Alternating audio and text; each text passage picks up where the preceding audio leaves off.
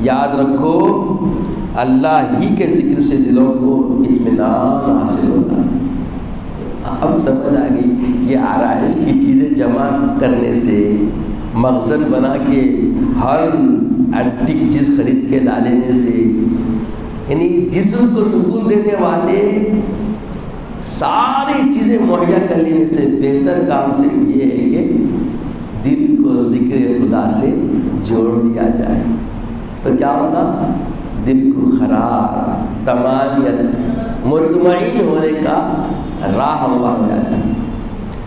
آپ دیکھیے روزمرہ کی زندگی میں اکثر لوگ کیا کرتے ہیں، تھکے ماندے آتے ہیں، کیا کر رہے ہیں بھائی؟ ریلیکس کر رہے ہیں۔ کیسا کر رہے ہیں؟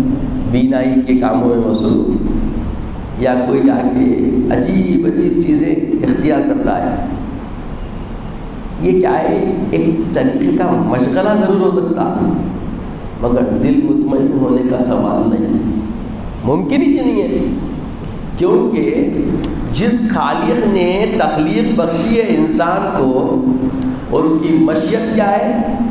عبادت، اور عبادت کا راز کا مضمر ہے ذکر، اور ذکر کا مقام کیا ہے؟ خلق، اور خلق کی تمانیت کا راز کیا ہے؟ ذکر۔